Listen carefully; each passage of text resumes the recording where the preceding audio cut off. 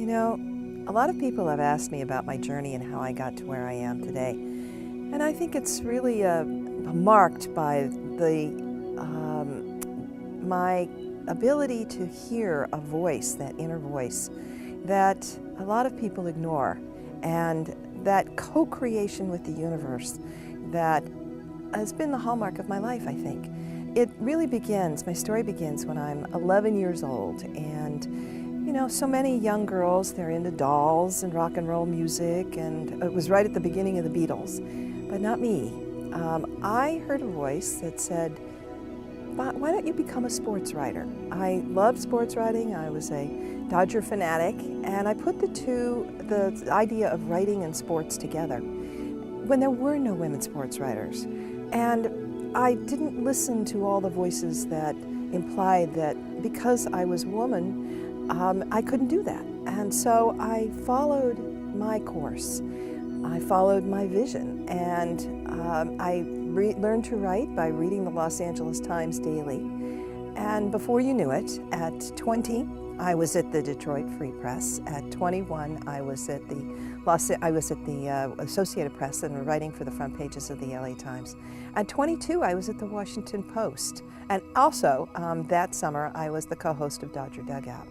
Now, of course, all this made a lot of noise, and fun noise, actually. I was able to, because of the fact that I won the Baseball Writer Scholarship, which no woman had ever actually even entered, let alone won, I made sports pages across the country. There was a wonderful feature in the LA Times sports section on me. And I even made national television when I broke the press box barrier in Detroit. So this was a great fun and really proved to be a great proving ground for me. And when I came back from Washington, I jumped into freelance writing, and I was able to write for the New York Times and TV Guide. And it was a great opportunity for a young person to expand. And then I had that wonderful experience, my first really divine intervention, I would call it, that real co-creation. I said to the universe, you know, I'm really tired of staring at a typewriter all by myself. I just completed 2 books for women athletic directors that were handbooks at the beginning of Title IX. And I said, I want to do something else. And right about that time, I got a phone call, and it was from a national PR agency with a small LA office, and they said, come help us promote a running event for Quaker Oats. And I said, sure, I can come in and do the same kinds of stories, offer reporters the same kinds of stories that I would be interested in. So I popped in, and it was a fabulous success, and I realized that PR was really a great home for me. So the next thing I did was brought in Yoplait Yogurt to the agency, and had the extraordinary opportunity to launch Yoplait Yogurt to the Western United States. And we went to #1 in less than 6 months in the market, and I had hot air balloons and bicycle races. And the hot air balloons you'll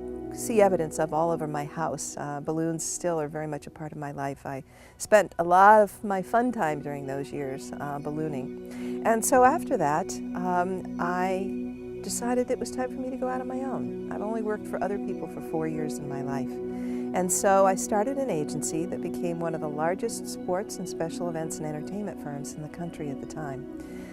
We had such clients as the Los Angeles Marathon, the 75th anniversary of the National Hockey League, the Golf Channel. I launched the Golf Channel, actually. Lots of cable networks. And I had all of Toyota's Motorsports PR, which was really a lot of fun. I did the Toyota Pro Celebrity Race every year. And the agency grew and grew and grew. I was also the queen of boxing in the 1980s. That was kind of fun, most of the major middleweight fights. And, but the agency became really one that was overwhelming to manage. It wasn't any fun. I wasn't on the front lines. I wasn't really interacting with the media and the clients. And so I decided to shut it down and really scale it back. And in subsequent years, I started working back out of my beautiful home in Westlake Village. And while doing that, I got a call from some folks who said, we want to put poker on television. And so yes, you have me to thank for the worldwide poker phenomenon. I launched that with the World Poker Tour. And so I played in a big sandbox and had a lot of fun doing it. And over the years, I began to go on my own spiritual journey. there was a part of me that wanted more. And so I read a lot of the beautiful books that so many of the beautiful spiritual leaders of today have brought forth. And in doing so, this was before The Secret, I realized that there was something that was a little bit missing, and that was talking about how we consciously create through our minds and our emotions the future that we want for ourselves, how we can really influence that future. And so out of that came my first book, The Art of Conscious Creation. And that spurred in me a real desire to spend more time working in the conscious sector. And my second book, I think, really solidified that. Practical Conscious Creation, Daily Techniques to Manifest Your Desires, actually was the best spiritual book of the year at the International New Age Trade Show and won 6 other awards. But by then, I really wanted to follow the calling of my heart, and that was really to work within the conscious and transformational community. And so I completely switched my work, my agency, over to committed to that world. And that's how Conscious Media Relations came to be. And today, I think we're one of the leading firms serving the conscious and transformational world. And I'm thrilled to have worked with some of the great leaders in our genre. And we work with everybody from emerging to established, but not just authors and leaders, but musicians and filmmakers and conscious businesses and products and services, also conscious causes, anybody who touches on making the world a better place. We call ourselves media light workers, joyfully bringing your light to the world.